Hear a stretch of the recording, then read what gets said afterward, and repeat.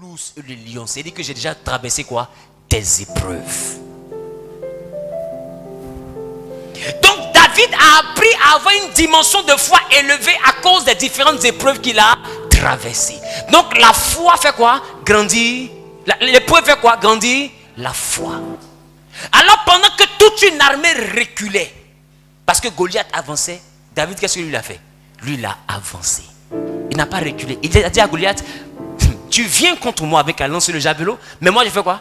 Je viens contre toi. Or les autres, pendant que Goliath venait, il faisait quoi? Et il reculait. Mais lui venait. Pourquoi? Parce que sa foi a été aiguisée dans la forêt à partir des différentes victoires sur l'épreuve.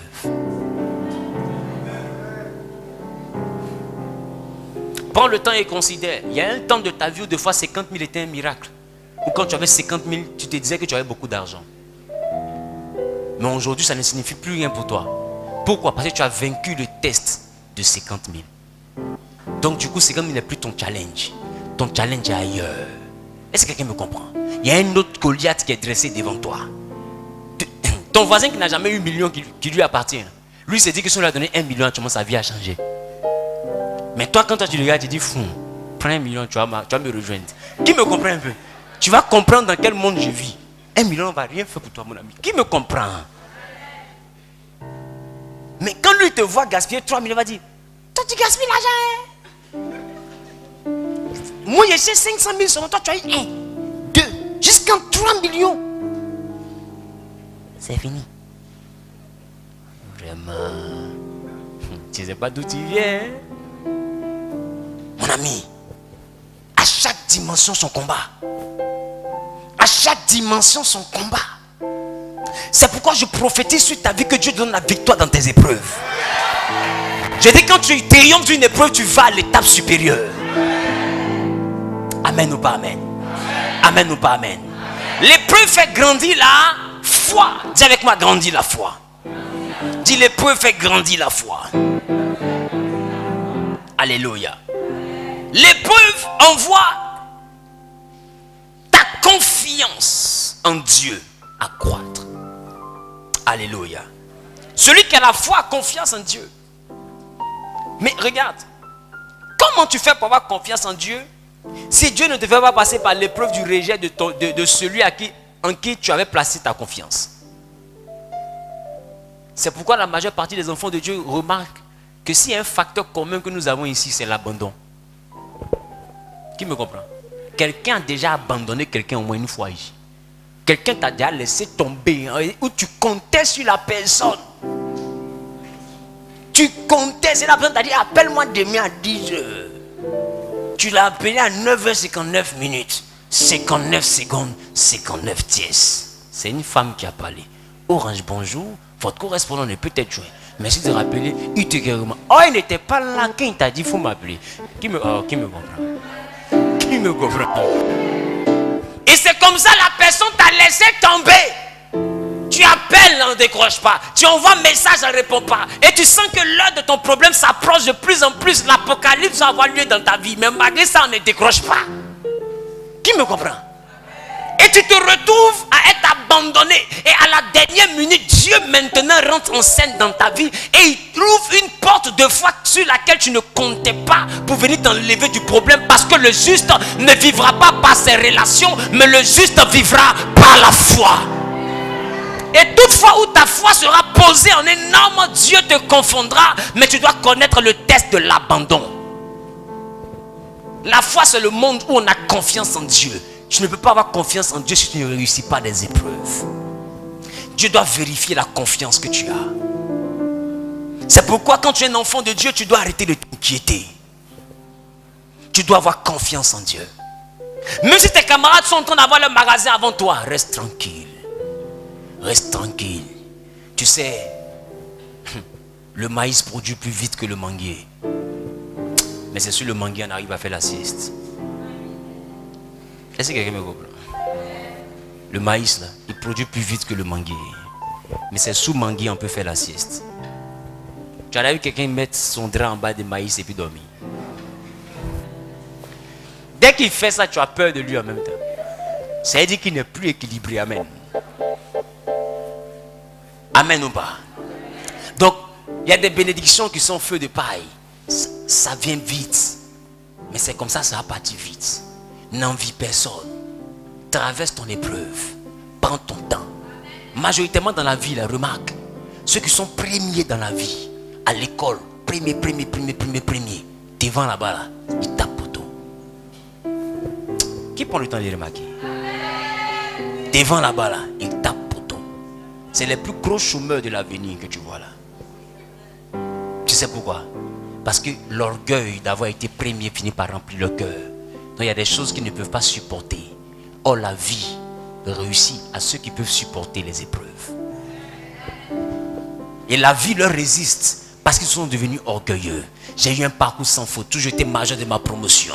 Toujours été exemplaire. J'ai toujours été le premier. J'ai toujours bloqué le compteur. Tellement a toujours bloqué le compteur. Ça veut dire qu'il a une trop haute estime de lui et il rabaisse les autres dans son intérieur. Or, la Bible dit que l'humilité t'envoie à voir les autres comme étant au-dessus de toi. Voilà la raison pour laquelle plusieurs parmi eux ne réussissent pas dans la vie. Mais celui qui a eu le temps de se débrouiller, deux fois il avait un 0 à gauche, deux fois on lui faisait moins ici parce qu'il bavardait, deux fois il n'avait pas étudié, il a eu 9, deux fois il s'est débrouillé, il a eu 12. Il s'est démet jusqu'à la fin de l'année, il a 10,01. Il s'en va. Amen. Il n'a pas 20, mais son 10,01 là. Dis à ton voisin, on sera ensemble l'année prochaine.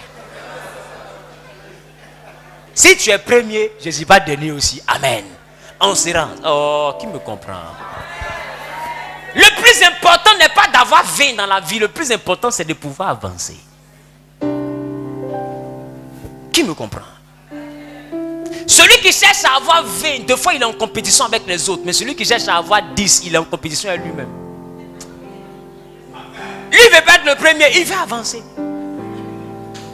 Est-ce que quelqu'un me comprend?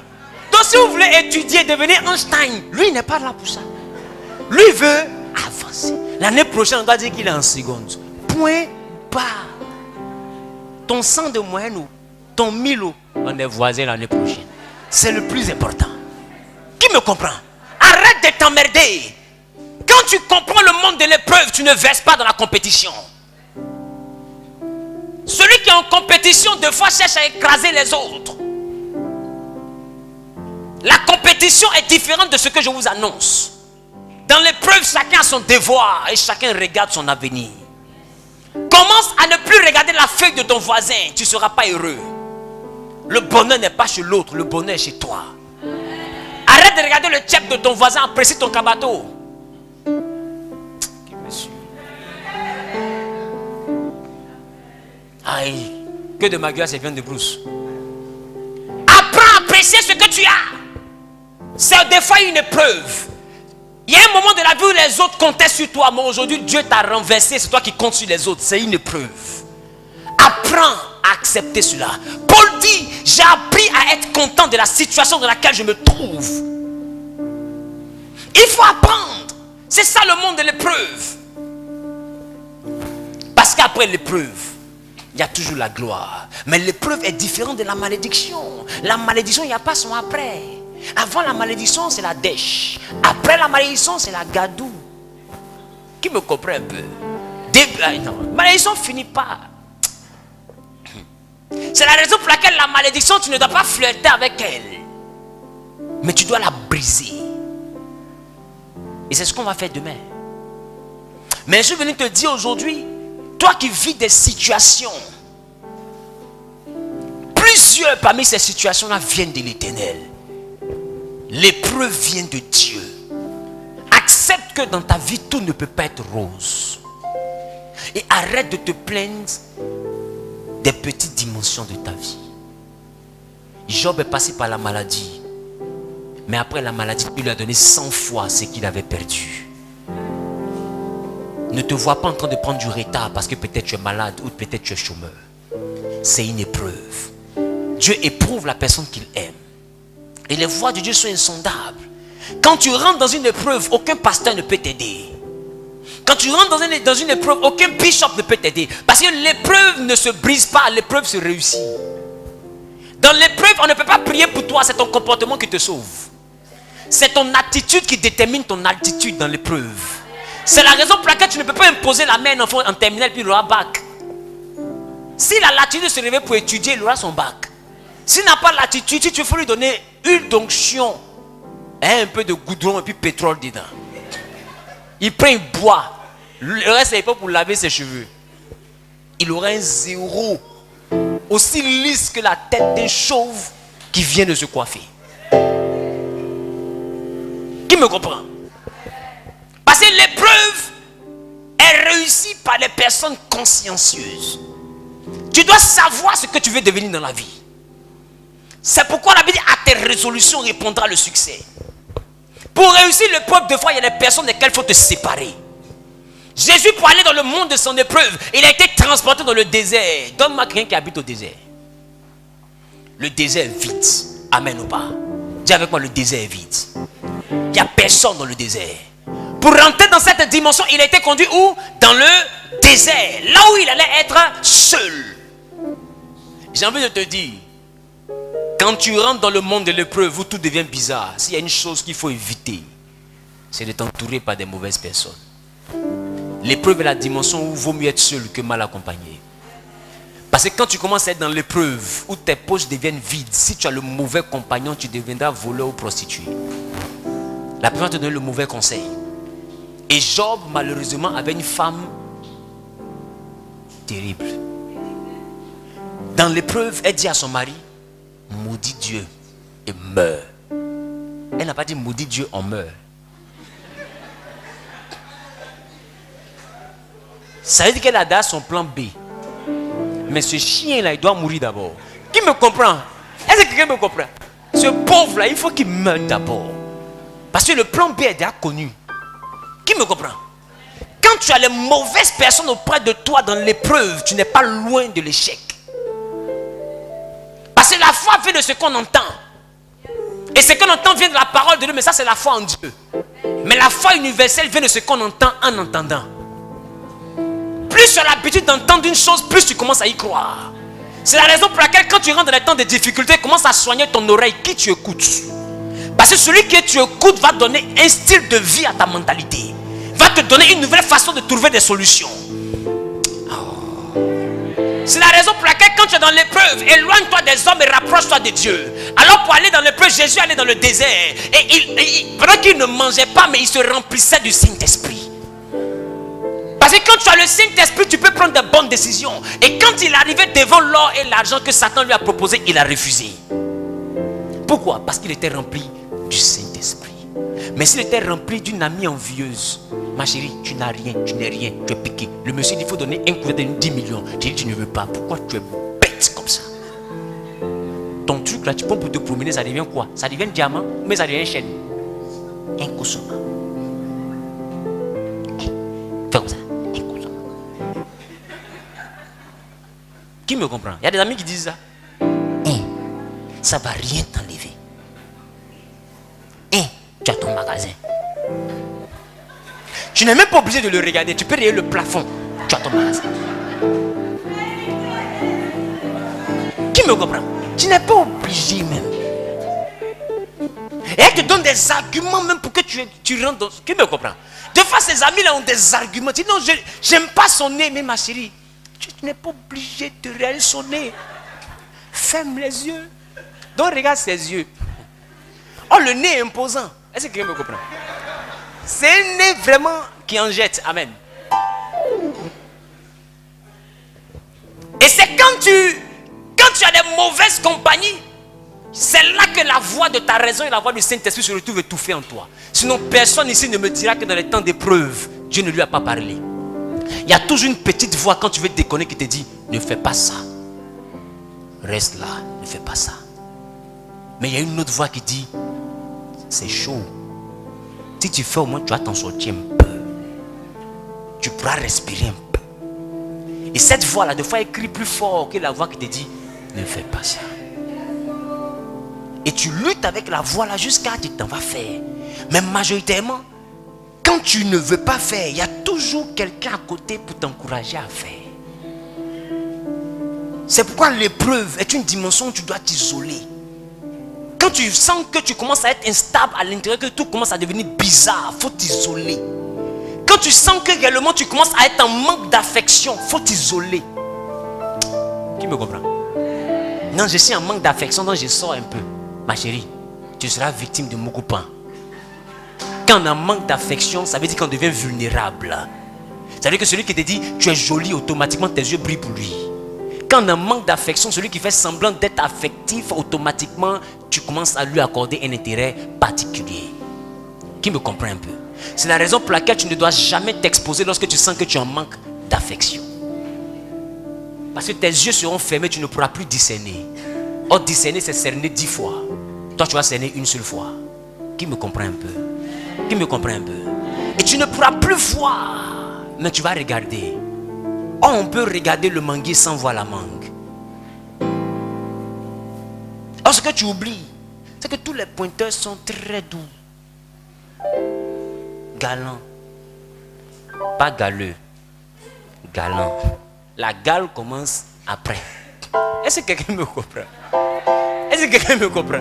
Le côté galeux là, ça commence après. Et comme tu en manques d'affection, automatiquement tu t'ouvres à toutes sortes de rencontres. Dis à ton voisin, ne fais pas ça. Quand tu es dans l'épreuve, il faut te replier sur toi-même et faire du Saint-Esprit ton partenaire. Voilà comment on arrive à vaincre l'épreuve. Si tu es dans l'épreuve de la galère, mais tu continues à marcher avec ta camarade qui ne fait que payer des sacs, Michael Kors, ton ami qui porte des grandes montres, il a une grande voiture et tout, tu ne pourras pas résister à l'épreuve parce que sa vie va t'envoyer à vouloir changer de vie. Et tu risques de prendre les solutions que le monde va te proposer. Tu veux rester intègre dans ta vie chrétienne? Commence à faire du Saint-Esprit ton ami. Et c'est la dimension, c'est pour ça aussi que Jésus, qui est notre Seigneur, devient l'ami fidèle. Parce qu'il sait que dans l'épreuve, on a besoin d'un ami à qui parler. Et si tu parles à la mauvaise personne, tu es fini. Qui me comprend? Et beaucoup ont échoué à leurs épreuves et ont repris des classes spirituellement parlant. Et ta vie tourne en rond. Des fois, ce n'est pas une malédiction quand tu reviens toujours au point de départ. Laisse-moi te dire, quand tu n'étudies pas, l'année prochaine, tu auras le même professeur. Qui a compris ce qu'il a dit? Qui a compris ce qu'il a dit? À moins que tu changes d'école, quoi. Sinon, tu auras le même professeur. Et ton cahier de leçons sera à peu près pareil. Et c'est là que tu vois des fois les doyens des classes, ils copient plus court. Ils ont tous les cours. Ça, c'est quoi, philo? Oh, il y a ça là-bas. Il a les devoirs, il a les corriger. Parce que c'est un ancien des jours. Qui me comprend? C'est l'ancêtre de la classe de 3e. Qui me comprend? Voilà. C'est lui. Au commencement, il était sa personne. Il est l'esprit de la 3e fait chair. Connaît la classe là. Il sait à quel moment le professeur donne les interros, il connaît. Mais c'est un examen, il ne connaît pas. Mais c'est pas ça que je comprends. Donc, ça pour te dire que dans la vie, pour réussir, il faut t'isoler. Parce que j'ai envie de te dire, là où il y a le groupe, il y a la compétition. La compétition va s'imposer à vous. Là où il y a le groupe, il y a la compétition. C'est pourquoi, pour réussir dans la vie,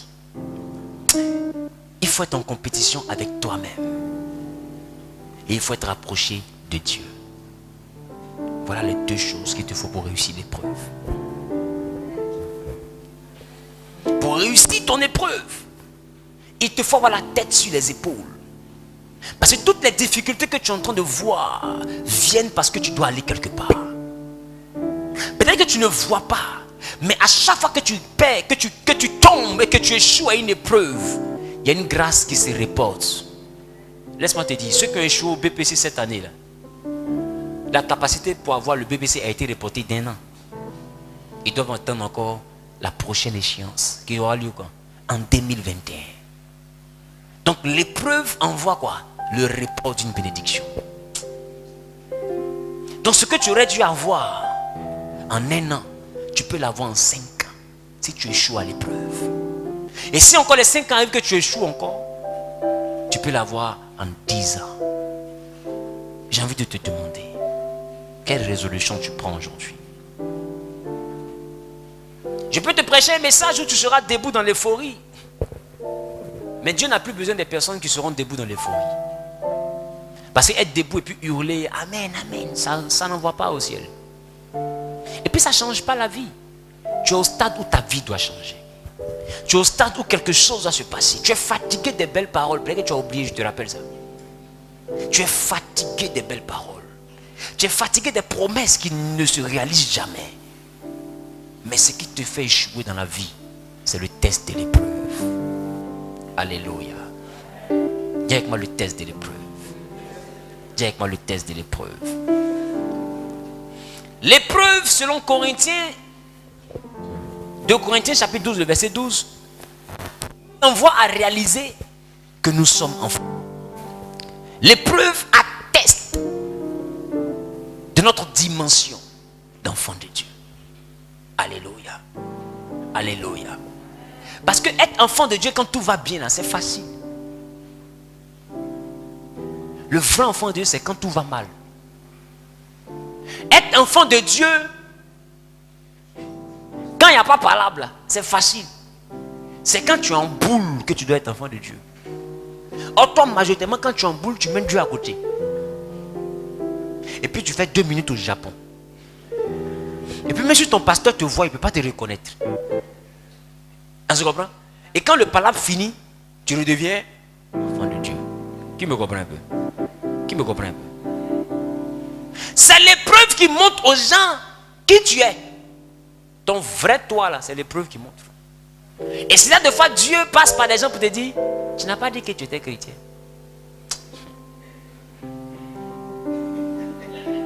À qui on a dit ça un jour? Si on t'a jamais dit ça, c'est que tu n'as jamais été chrétien. Ça il est bien venu.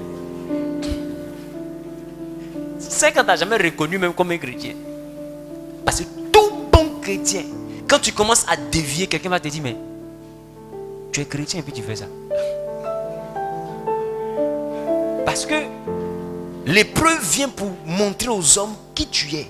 Tu peux faire semblant de venir à l'église, mais tu ne peux jamais faire semblant de ne pas faire palabre. Si palabre est ta nourriture, tu ne peux pas faire semblant. Tu vas t'épanouir. Tu veux pas, tu vas t'épanouir. Qui comprend l'épanouissement? Qui comprend l'épanouissement? Tu as besoin de ça pour vivre au fait. C'est une partie de toi. Tu me comprends? Il faut que tu insultes un peu sa maman. Juste un peu, pas beaucoup. Pétissamment. Sa maman, il faut que je l'insulte. Qui me comprend? Il y a des personnes qui aiment palabre, qui sont assises ici. Amen ou pas? L'épreuve montre qui tu es. Donc les épreuves viennent souvent pour nous envoyer à sortir de nos gants, afin que Dieu remarque si on est vraiment à lui ou pas. Donc l'épreuve est un test. L'épreuve n'est pas une malédiction. Dieu peut t'éprouver par la pauvreté pour voir si jamais tu es vraiment derrière lui parce que tu veux devenir riche ou pas. Et quand tu es derrière lui parce que tu veux devenir riche, la pauvreté va t'éloigner de la présence de Dieu. Et tu vas te mettre à vivre comme un bon païen parce que tu as besoin d'avoir l'argent. Dieu ne donne pas son argent à n'importe qui. Dieu donne son argent à des personnes éprouvées. Aïe, aïe, aïe, aïe, aïe. C'est pourquoi la Bible dit acheter de l'or qui a été épuré par le feu. Dieu ne donne pas de l'or qui n'est pas passé par le feu. Dieu t'éprouve, maman. Même avant de donner un foyer, Dieu t'éprouve. Avant de donner un travail, Dieu t'éprouve. Beaucoup ici ont passé le temps à dire à Dieu, Seigneur, je te promets que si jamais tu me bénis, je vais soutenir ton œuvre. Toi-même. Dieu t'a donné un peu. Tu n'as jamais rien fait pour son œuvre. Tu dis non, c'est pas beaucoup. J'ai donné beaucoup, je suis tenu ton œuvre. Or, ce que tu oublies là, ce qu'il t'a donné était ton épreuve. Ce n'était pas ta bénédiction. Est-ce que tu sais que Dieu peut te donner l'argent pour t'éprouver? Dites-moi, qui connaît Anne dans la Bible? Et c'est là que je termine. Anne. Qui connaît Anne dans la Bible? Anne. Anne. Non, la femme Anne, la femme qui était stérile, de Samuel. Vous connaissez Anne? Est-ce que vous savez que Samuel était son épreuve? Anne a prié pendant des années, les amis. Elle n'a pas eu d'enfant. Et la Bible dit, un jour, elle va dire à Dieu, si tu me donnes un fils, je te le redonne pour prophète. Alors Dieu s'arrange pour ne pas que ce soit une fille. Parce que si c'est une fille, elle ne peut jamais servir Dieu. Si c'est une fille, Anne est dégagée de sa promesse. Pour que sa promesse soit toujours valable, il faut que ce soit quoi? Un fils. Alors il vient comment? Un fils. Et quand Dieu lui donne le fils, elle allait le fils. Et Dieu la regarde. Elle prend le fils. Elle va le déposer. Et elle dit à l'homme de Dieu, est-ce que tu te souviens de moi? J'étais ici l'année dernière. Et je priais, tu pensais que j'étais saoulé. C'est pour cet enfant-là que je m'humiliais devant Dieu. Je l'ai promis à Dieu, je suis venu le donner. Et Anne va donner Samuel. Et la Bible dit, quand elle rentre à la maison, Dieu va lui donner après son offrande 5 enfants pour lesquels elle n'avait pas prié. Pourquoi? Parce qu'elle a réussi le test.